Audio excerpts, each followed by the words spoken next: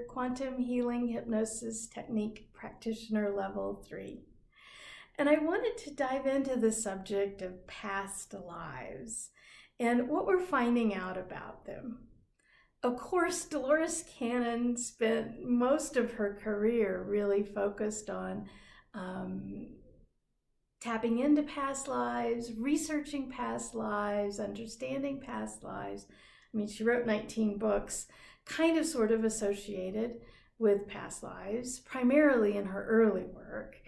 And we're finding out more and more and more, especially through the process of QHHT, her healing methodology, quantum healing hypnosis technique. And I found out two main things through my work with QHHT about past lives, and it really kind of flips the concept on her head.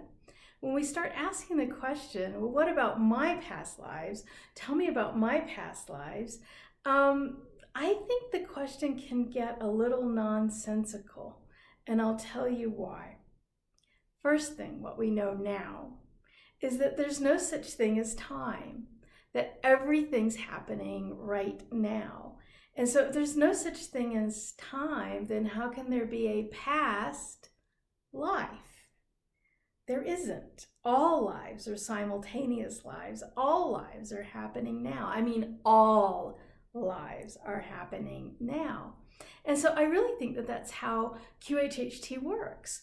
If we have situations, injuries, illnesses, just discordant or chaotic energy that's coming from other lives that our soul is experiencing, then we can begin to heal that through QHHT.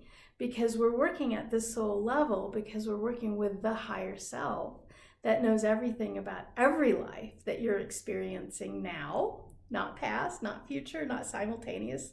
All lives are happening now. Because we're working with that element of you, because we're working with that very, very high aspect of you, we can work to remedy the energies across all lives. And so when we're healing, when you come into a QHHT session and you're healing you, you're actually also energetically reaching into those other lives to heal as well. It's remarkably profound, okay? So all lives are simultaneous because there's no such thing as time. Everything's happening now, and therefore we can heal everything in the now, this life and others. The second reason why I really begin to question if I have any past lives, is because we're all one. We're all one of the same thing. And yes, our soul can be an individuated aspect of the source, but we're really all just source. We're really just all God experiencing itself. And so then how can I have my past life? How can it be unique to only me? And so when we begin to think about this, that every life is interconnected, that all of life is one and interconnected, then my past life doesn't seem to be so terribly important. So here we have these two things. One, there's no such thing as time, so how can a life be past? And I'm just part of the all. So how can I have my past life? So we're starting to really unravel many, many levels of deep complexity of this concept we call past lives. And it really, the more we learn and the more we understand in this deep complexity, getting kind of hung up on what my past life was and what my past lives are and studying those past lives, well, I can do that out of curiosity, and it might be kind of fun as just kind of like a tourist or storytelling or fun in that way.